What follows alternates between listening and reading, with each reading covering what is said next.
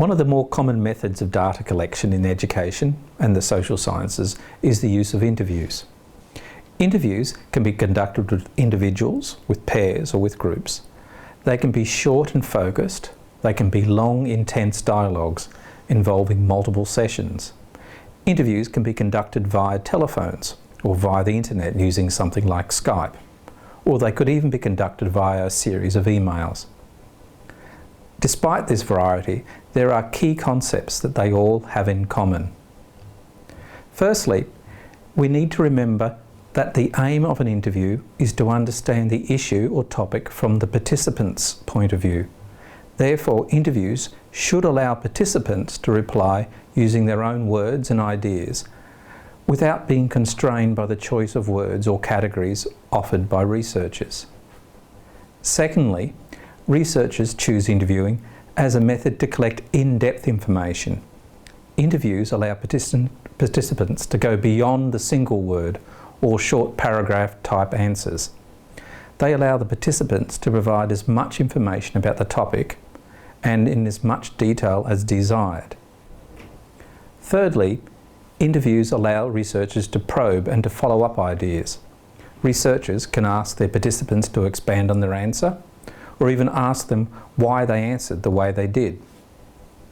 Researchers often describe the interview as a conversation between the researcher and those people being researched, a dialogue in which the participants respond to the questions and then the researcher responds to the participants.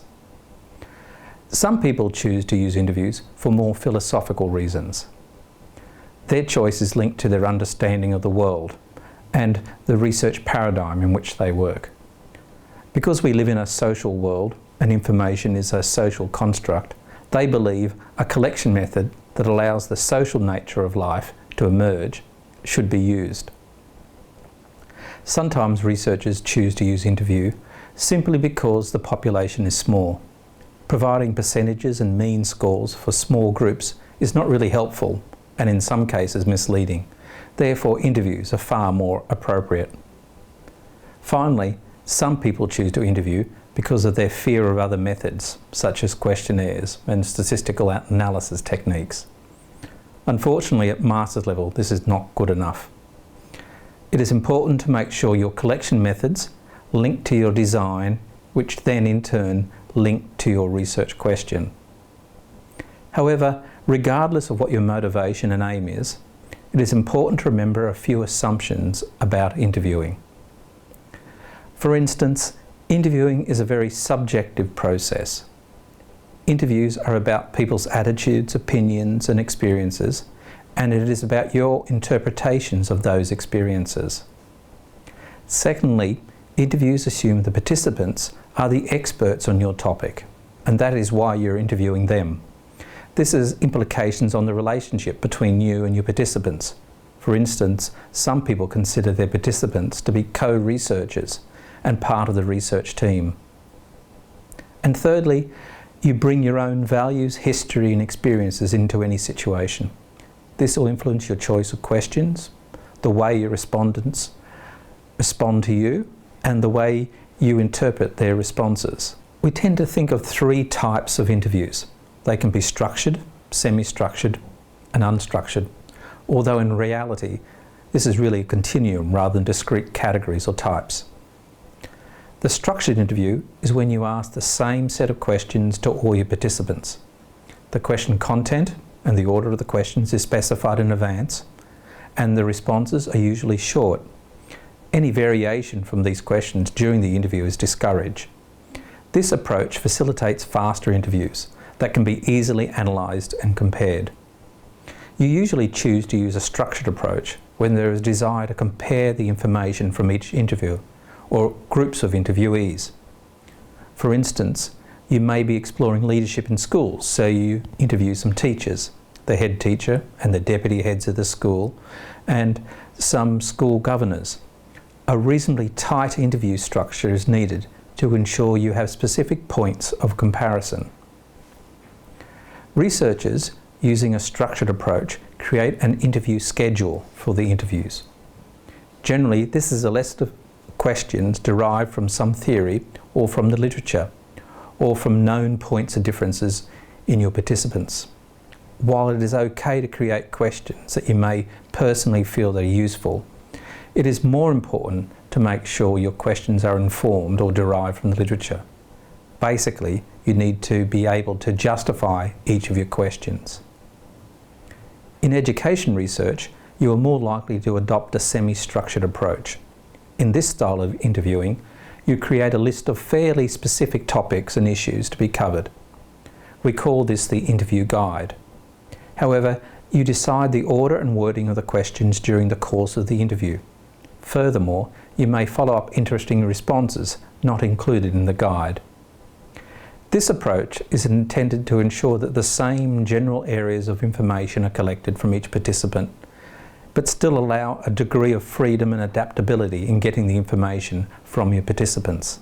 To create an interview guide, I usually identify the main research question, then brainstorm 5 or so areas of interest. This should come from your reading or knowledge of the area. I then write each idea on a separate piece of paper and develop 3 or 4 specific open-ended questions to help explore each of these ideas. I then craft them into a logical sequence, but remember there is no need to ask them in that order, and some may just serve to be prompt during the interview. The unstructured or conversational interview is used in research where there is very little known about a topic or issue. In one sense, the research is creating theory or knowledge about that topic. There is usually no predetermination of questions, and they are asked as they arise. This style relies heavily on the interviewing skill of the researcher to keep the interview going. These interviews are often divided into 2 parts. In the first part, you ask a single initial question designed to get the participant talking about their experiences. For example, if I was interested in how teachers use technology, I would begin with, "I'd like you to tell me about your experience with technology in your teaching, all the events and experiences that are important for you." During this section, I would take notes about the key ideas they mention. My only interaction would be to keep them talking, and maybe by asking them to think of more examples. In the second part of the interview, I would return to each of the experiences in turn and ask them to elaborate on it. No new points are to be raised, and I would only elaborate the points raised in the first section. As you can imagine, the less structured an interview becomes, the more reliant the interview becomes on our questioning skill. There are several types of questions that can be used to help our interviewing. For example, probes. Probes are used to deepen the response to a question. They can be a follow-up question, such as, "When did that happen?" or "What else was involved?" Or they can be an elaboration question, such as, "Can you tell me more about that?" or "Would you elaborate on that for me?" Paraphrasing means repeating back to the participant your interpretation of what they said. And they are used to see if you are understanding them correctly or to encourage deeper conversation. For example, "So what you are saying is," or "Let me get this right, you think that." You could also use illustrative examples where you draw on ideas from previous interviews to put the participant at rest. For example, "Other people have told us that they enjoy. How do you feel about it?" However, you need to avoid leading the participant. Contrast and comparison questions draw comparisons between various points the interviewee may have said. For example, "You said that the teachers at the college treated you differently from your teachers at school. Can you elaborate on that for me?" Or perhaps you could compare some of your experiences. Finally, structural questions determine the relationship or order between events or processes. For example, "You stated that in order to be a good teacher, a head teacher needs to be a good teacher. How do you see these qualities belonging together?" My advice is to practice your interviews several times before undertaking your research. You should consider video recording your practices and observing how you performed. Most interviews are one-on-one, but group interviews are often used as well. The main purpose of a group interview is to get collective views on a certain topic of interest from a group of people who are known to have had certain experiences. There needs to be something about the group experience that would provide you information that you would not get during an individual interview. Group interviews consist of between 4 and 12 people. Usually 6 to 10 ensures a range of options without one strong personality dominating.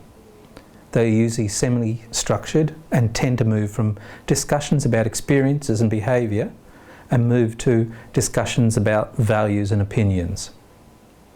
The interviewer acts as a moderator or a guide, so good moderator skills are required to prevent hijacking or the interview just turning into multiple individual interviews. I would say it is essential to audio record the interview. Recording allows you to focus on what your participants are saying and is more accurate than taking notes. But recording also brings about with the danger of not taking any notes during the interview. Taking notes during the interview is important for the interviewer, even if the interview is recorded. Firstly, it lets you check all the questions have been answered, and it provides a backup when you discover your recorder hasn't worked. Unfortunately, the big disadvantage of recording an interview is the time a transcription of the recording consumes. For each hour of interview, expect to take 5 or 6 hours to transcribe.